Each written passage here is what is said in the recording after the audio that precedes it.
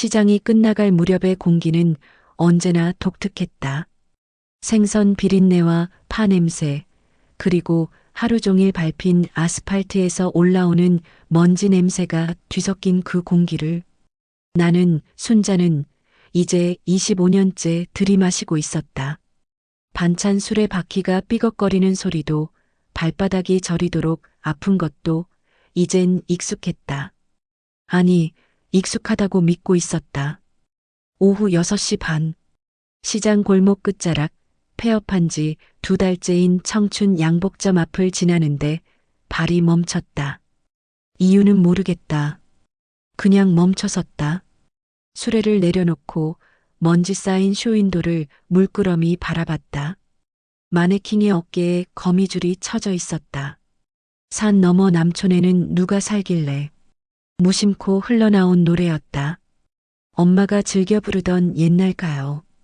설거지할 때, 빨래 널 때, 내가 학교 가방 싸는 아침마다 흥얼거리던 그 목소리. 나는 그 노래를 언제부턴가 따라 부르게 됐고, 지금은 엄마 대신 부르고 있었다. 엄마는 이제 그 노래를 기억하지 못하니까. 목소리가 골목 사이로 퍼져나갔다. 누가 듣는 것도 아닌데 이상하게 가슴이 조금 먹먹해졌다. 그때였다. 엄마. 뒤에서 들린 목소리. 아이의 목소리였다. 돌아보니 6살쯤 돼 보이는 여자아이가 서 있었다. 복숭아뼈가 앙상하게 드러난 다리, 색바랜 원피스, 그리고 눈빛만은 유난히 또렷한 얼굴. 아이는 나를 빤히 쳐다보고 있었다. 응? 내가 어색하게 웃으며 물었다.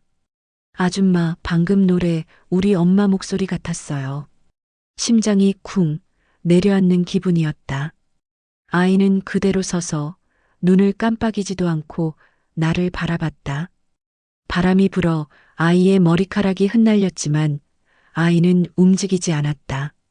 마치 내가 뭔가 대답하기를, 뭔가 더 해주기를 기다리는 것처럼. 그래. 엄마가 이 노래 좋아하시나 보네. 나는 애써 밝게 말했다. 그런데 아이는 고개를 끄덕이지도 웃지도 않았다. 그냥 가만히 서 있었다. 아줌마 내일도 여기 와요? 응, 거의 매일 와. 왜? 그럼 내일도 노래 불러줄 수 있어요? 나는 대답을 못했다. 그 순간 시장 상인의 스피커에서 영업 종료합니다. 안내 방송이 흘러나왔다. 아이는 내 대답을 기다리지 않고 천천히 뒤돌아 골목 저편으로 사라졌다. 나는 그 자리에 멍하니 서 있었다. 그날 저녁 내 목소리 때문에 누군가의 삶이 흔들릴 줄은 몰랐다. 아니, 사실은 이랬다. 내 삶이 흔들릴 줄은 몰랐다. 집으로 돌아오는 버스 안, 창밖으로 지나가는 가로등 불빛을 보며 나는 계속 그 아이의 얼굴을 떠올렸다. 엄마 목소리 같았어요. 그 말이 자꾸 귓가에 맴돌았다. 왜일까? 그냥 지나가는 아이의 말 한마디였는데 왜 이렇게 가슴 한쪽이 무거운 걸까? 현관문을 열자 익숙한 냄새가 코를 찔렀다. 된장찌개 끓인 냄새와 엄마가 쓰는 파스 냄새. 엄마 나왔어요. 거실에 앉아있던 엄마가 고개를 들었다. 누구세요? 심장이 또 한 번 내려앉았다. 엄마 나. 순자. 순자? 엄마는 몇 초간 나를 빤히 쳐다보다가 천천히 고개를 끄덕였다. 아 그래. 순자. 우리 딸. 목소리엔 확신이 없었다. 나는 엄마 옆에 앉아 엄마 손을 꼭 잡았다. 엄마 손은 예전보다 더 가늘고 더 차가웠다. 엄마, 저녁 드셨어요? 먹었어. 먹었나? 잘 모르겠네. 나는 아무 말도 할 수 없었다. 그날 밤 나는 잠들지 못했다. 천장을 보며 누워 있는데 자꾸만 그 아이의 목소리가 들렸다. 엄마 목소리 같았어요. 그리고 내 엄마의 목소리도 들렸다. 누구세요? 나는 이상하게 가슴이 쿵쾅거렸다. 그때까진 몰랐다. 그 말 한마디가, 그 작은 떨림이 내 인생을 바꿀 줄은. 다음 날도, 그 다음 날도 아이는 나타났다. 똑같은 시간, 똑같은 장소에서 오후 6시 반, 폐업한 양복점 앞. 나는 수레를 끌고 지나가는데 아이는 이미 그곳에 서 있었다. 마치 약속이라도 한 것처럼. 아줌마, 왔구나. 노래 또 들려줘요. 또, 그 단어가 묘하게 걸렸다. 처음엔 귀여웠다. 두 번째는 대견했다. 세 번째쯤엔 조금 부담스러워졌다. 그리고 나흘째 나는 웃는 게 힘들어지기 시작했다. 한별아, 오늘은 아줌마가 좀 피곤해서 한 곡만요. 딱 한 곡만. 아이의 눈빛은 간절했다. 나는 결국 노래를 불렀다. 짧게 한 소절만. 산 너머 남촌에는 누가 살길래. 아이는 눈을 감고 들었다. 마치 그 목소리를 온몸으로 삼키려는 것처럼. 그리고 노래가 끝나자 아이는 천천히 눈을 떴다. 고마워요, 아줌마. 그 말이 끝나기 무섭게 아이는 다시 골목 너머로 사라졌다. 나는 그 자리에 서서 공허한 기분으로 아이의 뒷모습을 바라봤다. 이상했다. 아이는 고맙다고 했지만 나는 점점 더 무거워지고 있었다. 집에 돌아오면 더 무거워졌다. 엄마, 저 왔어요. 누구세요? 또 그 말이었다. 나는 현관에 선 채로 가방을 내려놓지 못하고 멍하니 서 있었다. 엄마, 나예요. 순자, 순자? 엄마는 눈을 가늘게 뜨고 나를 훑어봤다. 마치 낯선 사람을 경계하듯. 아, 그래. 우리 딸, 많이 컸네. 나는 그 말에 웃어야 할지, 울어야 할지 몰랐다. 엄마, 저 어제도 왔잖아요. 그랬어? 기억이 안 나네. 엄마는 태연하게 말했다. 나는 그 태연함이 더 무서웠다. 저녁을 차리는 동안 엄마는 계속 같은 질문을 반복했다. 오늘 시장에서 뭐 팔았어? 반찬이요. 어제 말씀드렸잖아요. 그래. 그럼 오늘은 뭐 팔았어? 반찬이요, 엄마. 아, 그래. 반찬. 5분 뒤. 오늘 시장에서 뭐 팔았어? 나는 국을 끓이다 말고 가스불을 껐다. 손이 떨렸다. 엄마, 조금 전에 말씀드렸잖아요. 그래. 미안해. 엄마가 요즘 자꾸 깜빡해서. 엄마는 미안하다고 했지만 표정엔 미안함이 없었다. 그냥 텅 비어 있었다. 나는 밥을 먹으면서도 자꾸만 숨이 막혔다. 엄마는 반찬을 집으면서도 같은 말을 반복했다. 이거 내가 만들었어? 네. 맛있겠다. 그리고 5분 뒤. 이거 내가 만들었어? 나는 젓가락을 내려놓았다. 엄마, 먹고 나서 약 드셔야 해요. 약? 무슨 약? 병원에서 받은 거요. 난 아픈 데 없는데? 나는 더 이상 말할 수 없었다. 그날 밤 나는 엄마 방문 앞에 서서 한참을 망설이다가 조용히 문을 닫았다. 그리고 내 방으로 돌아와 이불을 뒤집어 쓰고 누웠다. 눈을 감았지만 잠이 오지 않았다. 머릿속에선 자꾸만 같은 소리가 반복됐다. 아줌마, 노래 또 들려줘요. 오늘 시장에서 뭐 팔았어? 엄마 목소리 같았어요. 누구세요? 나는 이불을 걷어차고 벌떡 일어났다. 가슴이 답답했다. 숨이 제대로 쉬어지지 않았다. 나는 누군가에게 기대어지는 게 싫었다. 엄마도 아이도 누구도. 나는 그저 내 일을 하고 내 삶을 살고 싶었다. 그런데 왜 자꾸만 누군가 내게 기대려고 하는 걸까? 일주일이 지났다. 아이는 여전히 매일 나타났고 나는 여전히 노래를 불러줬다. 그런데 어느 순간부터 나는 그 아이를 보는 게 두려워지기 시작했다. 또 올까? 또 그 말을 할까? 그리고 실제로 아이는 매일 똑같은 말을 했다. 아줌마, 노래 또 들려줘요. 또, 또, 또. 그 단어가 점점 날카로워졌다. 그리고 어느 날 저녁, 시장 상인의 게시판에 붙은 공문 하나가 모든 걸 더 무너뜨렸다. 재개발 확정, 3개월 내 철거 예정. 나는 그 글자를 멍하니 바라봤다.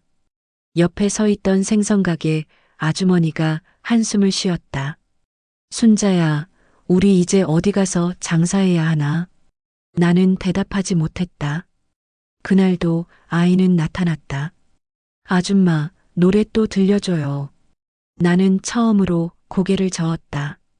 한별아, 오늘은 안 돼. 왜요? 그냥 안 돼. 아이는 눈을 크게 뜨고 나를 바라봤다. 아줌마가 노래 안 불러주면 엄마 목소리를 못 들어요. 그 순간 나는 등골이 서늘해지는 걸 느꼈다. 한별아, 그게 무슨 말이야? 아이는 대답하지 않았다.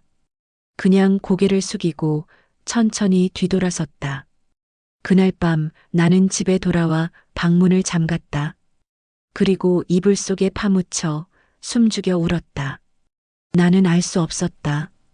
내가 왜 우는지, 누구 때문에 우는지, 그저 모든 게 무너지는 것 같았다. 그리고 그날 밤 모든 게 터질 준비를 하고 있었다. 다음 날 아침 시장은 혼란스러웠다. 재개발 공문이 붙은 이후 상인들은 서로 모여 불안한 목소리로 속삭였다. 보상금은 얼마나 나올까? 우리 같은 사람들은 어디 가서 장사해? 다 끝났어. 다 끝났다고.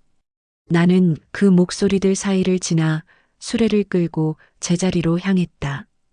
그런데 오늘은 이상했다. 평소보다 일찍 도착했는데 누군가 내 자리 앞에 서 있었다. 할머니 한 분. 60대쯤 돼 보이는 허리가 구부정한 할머니였다. 혹시 순자 씨 맞으세요? 할머니가 조심스럽게 물었다. 네, 그런데요. 저 한별이 할머니예요. 심장이 철렁 내려앉았다. 할머니는 내 앞에 서서 한참을 말을 잇지 못했다. 그러다 천천히 떨리는 목소리로 입을 열었다. 죄송합니다. 제가 먼저 찾아왔어야 했는데. 무슨 일이세요? 한별이가 요즘 매일 여기 온다고 하더라고요. 네. 그런데 순자 씨 노래를 들으러요. 나는 고개를 끄덕였다. 할머니는 잠시 망설이다가 눈을 내리깔고 말했다. 그 아이 엄마가 지금 중환자실에 있어요. 순간 귀가 먹먹해졌다. 네. 교통사고였어요. 2달 전에. 할머니의 목소리가 점점 작아졌다. 의식은 없어요. 언제 깨어날지도 모르고. 나는 아무 말도 할 수 없었다. 그런데 한별이는 그 사실을 몰라요. 뭐라고요? 할머니가 고개를 들었다. 눈가가 붉게 부어 있었다. 그 앤 아직 몰라요. 엄마가 아프다는 것도 깨어나지 못할 수도 있다는 것도. 그럼 한별이는 뭐라고 알고 있어요? 엄마가 잠깐 일 때문에 멀리 갔다고, 곧 돌아온다고 그렇게 말했어요. 나는 숨이 막혔다. 그래서 그 애가 저한테? 네. 할머니가 눈물을 닦았다. 순자 씨 목소리를 들으면 엄마가 살아 돌아온 것 같대요. 나는 그 자리에 선 채로 한참을 아무 말도 하지 못했다. 머릿속이 하얗게 비었다. 할머니는 계속 말을 이었다. 처음엔 그냥 동네 산책 정도인 줄 알았어요. 그런데 매일매일 여기 온다는 걸 나중에 알았어요. 그래서 오늘 제가 직접 찾아왔습니다. 폐를 끼쳐서 죄송해요. 할머니는 깊게 허리를 숙였다. 나는 손을 내저었다. 아니에요. 괜찮아요. 하지만 괜찮지 않았다. 전혀 괜찮지 않았다. 할머니가 떠난 뒤 나는 수레 앞에 주저앉았다. 손이 떨렸다. 가슴이 조여왔다. 엄마 목소리 같았어요. 노래 또 들려줘요. 그 말들이 이제야 이해됐다. 아이는 내 노래를 듣고 싶었던 게 아니었다. 엄마를 듣고 싶었던 거였다. 나는 무너졌다. 그날 저녁 아이는 오지 않았다. 나는 폐업한 양복점 앞에 서서 한참을 기다렸다. 하지만 아이는 나타나지 않았다. 그리고 그게 더 무거웠다. 집에 돌아오는 길, 버스 창밖으로 흐르는 거리 풍경을 보며 나는 생각했다. 나는 무엇을 해줄 수 있을까? 아니, 나는 무엇을 해줘야 하는 걸까? 답이 없었다. 현관문을 열었다. 엄마, 저 왔어요. 누구세요? 또 그 말. 나는 가방을 바닥에 내던졌다. 엄마. 엄마가 놀라 나를 쳐다봤다. 왜 그래, 순자야? 엄마가 절 기억해요? 그럼. 우리 딸인데. 나는 웃어야 할지, 울어야 할지 몰랐다. 그럼 5분 뒤엔요? 10분 뒤엔요? 엄마는 대답하지 못했다. 나는 그 침묵이 견딜 수 없었다. 엄마, 전 이제 어떻게 해야 해요? 순자야, 무슨 일 있어? 엄마는 절 잊고, 다른 사람은 절 기억하고, 전 아무것도 해줄 수 없고, 목소리가 떨렸다. 전 그냥 제 일이나 하고 싶었어요. 그것밖에 할 줄 모르는데. 엄마가 천천히 다가와 내 손을 잡았다. 괜찮아. 괜찮아, 순자야. 그 말이 이상하게도 더 슬프게 들렸다. 엄마는 나를 위로하려 했지만 엄마 자신도 괜찮지 않았으니까. 나는 엄마 손을 꼭 잡고 한참을 말없이 서 있었다. 그리고 그날 밤 나는 아무 말도 하지 않았다. 그냥 모든 게 멈춘 것 같았다. 다음 날 아침 나는 시장에 나가지 않았다. 처음이었다. 25년 만에 처음. 나는 집 안에 틀어박혀 아무것도 하지 않았다. 그냥 가만히 있었다.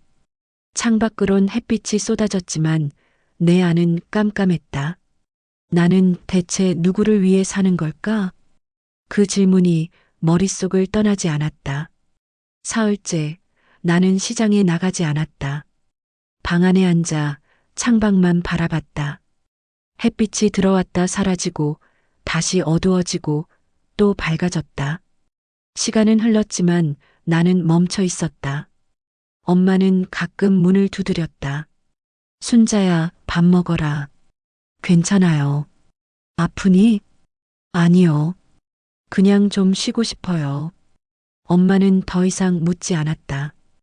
혼자 있으니 더 많은 게 들렸다. 시계 초침 소리. 엄마가 거실에서 TV를 보는 소리. 그리고 내 숨소리. 나는 그제야 깨달았다. 나는 숨 쉬는 것조차 제대로 의식하지 못하고 살았다는 걸. 나흘째 새벽. 잠이 오지 않아 일어나 거실로 나왔다. 엄마는 소파에 앉아 옛날 앨범을 펼쳐놓고 있었다. 엄마, 왜 안 주무세요? 잠이 안 와서. 나는 엄마 옆에 앉았다. 앨범 속엔 낡은 사진들이 빼곡했다. 엄마가 젊었을 때, 아빠가 살아있을 때, 내가 어렸을 때. 엄마가 한 장을 가리켰다. 이게 누구야? 사진 속엔 웃고 있는 어린 소녀가 있었다. 저예요, 엄마. 그래, 귀엽네. 엄마는 사진을 쓰다듬었다. 근데 이 애는 지금 어디 있어? 가슴이 먹먹해졌다. 엄마, 그게 저예요. 지금도 여기 있어요. 아, 그래. 엄마는 다시 앨범을 넘겼다. 나는 그 옆모습을 가만히 바라봤다. 엄마는 나를 기억하지 못했지만 사진 속 나를 귀엽다고 했다. 그게 이상하게도 위로가 됐다. 닷새째 아침, 나는 처음으로 밖에 나갔다. 시장이 아닌 그냥 동네를 걸었다. 해가 떠오르는 새벽 거리는 고요했다. 발소리만 울렸다. 나는 걷다가 문득 멈춰섰다. 골목 모퉁이. 누군가 벽에 낙서를 해놓았다. 오늘도 괜찮을 거야. 그 글씨는 삐뚤빼뚤했지만 이상하게 눈에 들어왔다. 나는 그 앞에 한참을 서 있었다. 오늘도 괜찮을 거야. 정말 그럴까? 나는 괜찮을 수 있을까? 답은 없었다. 하지만 그 글씨를 보고 있으니 조금은 숨이 쉬어지는 것 같았다. 시장 골목 끝, 발걸음이 자연스레 그곳으로 향했다. 폐업한 양복점 앞, 나는 먼지 쌓인 쇼윈도 앞에 섰다. 그리고 조용히 혼자만 들리게 노래를 불렀다. 산 너머 남촌에는 누가 살길래. 목소리가 떨렸다. 나는 살고 싶소 정들면 정들수록. 목이 메었다. 노래는 끝까지 부르지 못했다. 그 순간 나는 깨달았다. 나는 누군가를 위해 노래를 불렀지만 정작 나 자신을 위해선 부른 적이 없었다. 엄마를 위해, 한별이를 위해, 그 누구를 위해서든 불렀지만 나를 위해선 한 번도. 나는 언제부터 이렇게 아무에게도 들리지 않게 살았을까? 목소리가 골목 사이로 흩어졌다. 대답은 없었다. 집으로 돌아오는 길, 핸드폰이 울렸다. 생선가게 아주머니였다. 순자야, 괜찮아? 네. 며칠 안 보이길래 걱정했잖아. 아프니? 아니요. 그냥 좀 쉬었어요. 그래. 무리하지 마.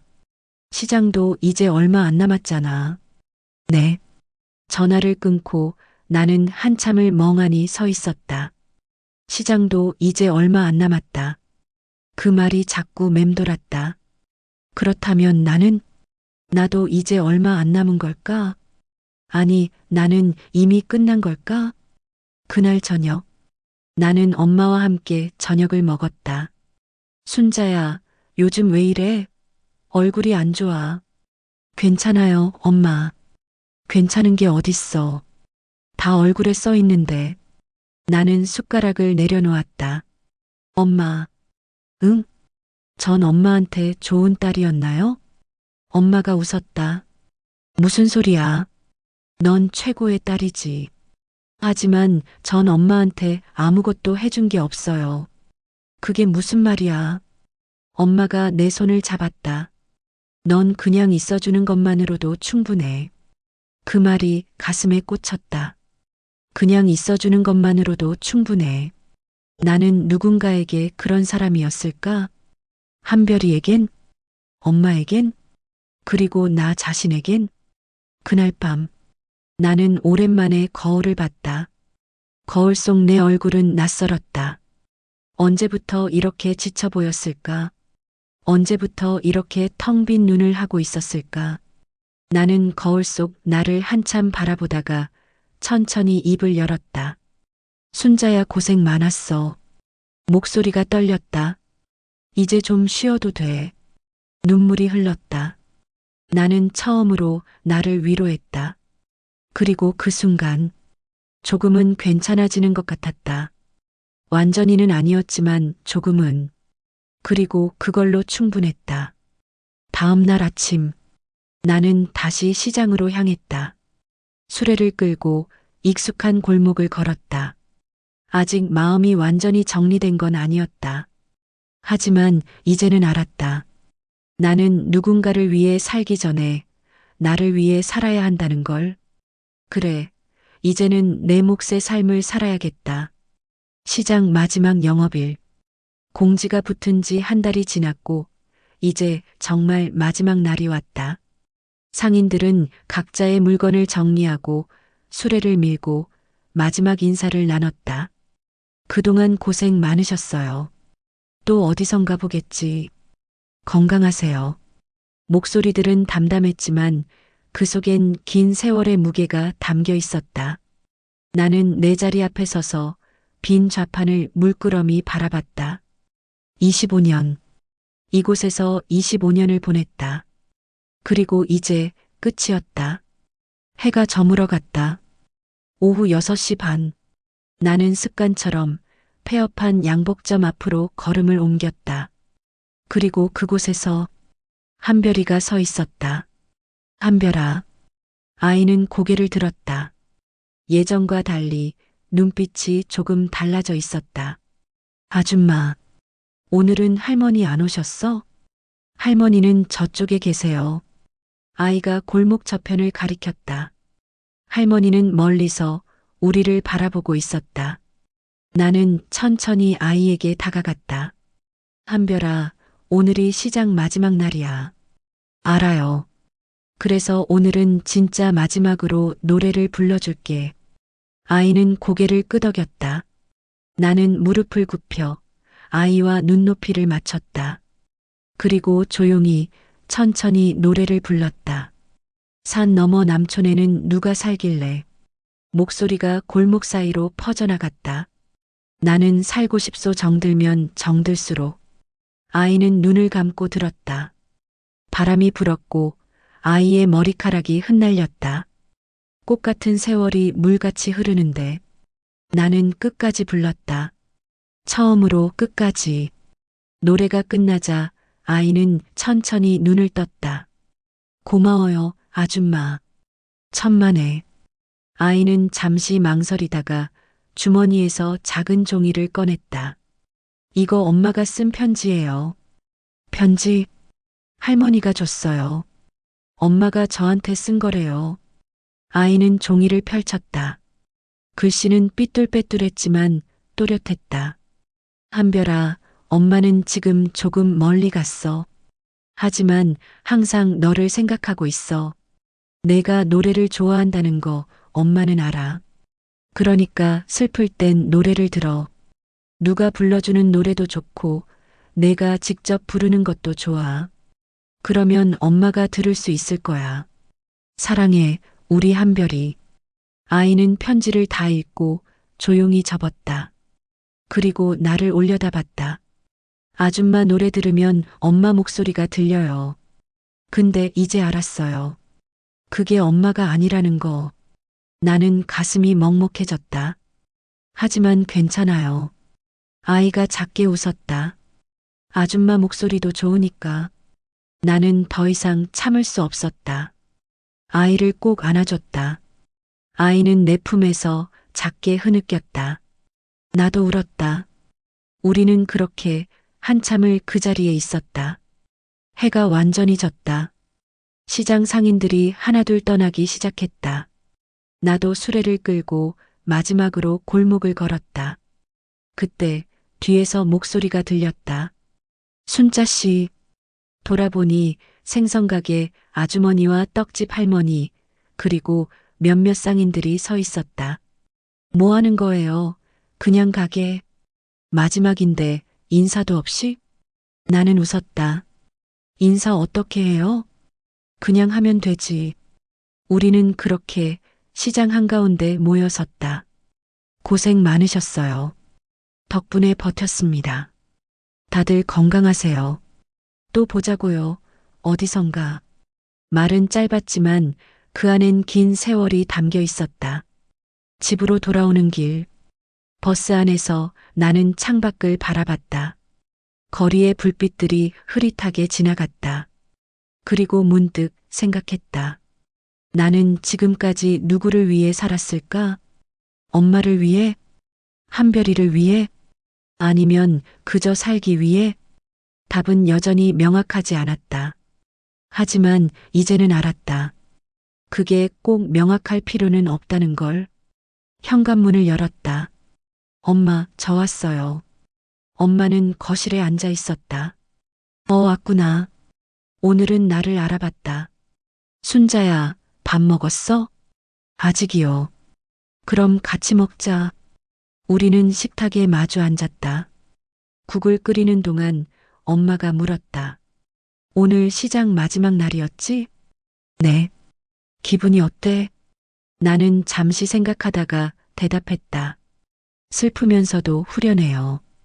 그래. 엄마가 내 손을 잡았다. 이제 좀 쉬어. 네. 그날 밤 나는 오랜만에 핸드폰 녹음 앱을 켰다. 그리고 조용히 나 자신을 위해 노래를 불렀다. 산 너머 남촌에는 누가 살길래. 목소리가 떨렸다.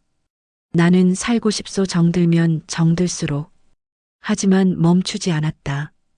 꽃 같은 세월이 물같이 흐르는데 끝까지 불렀다.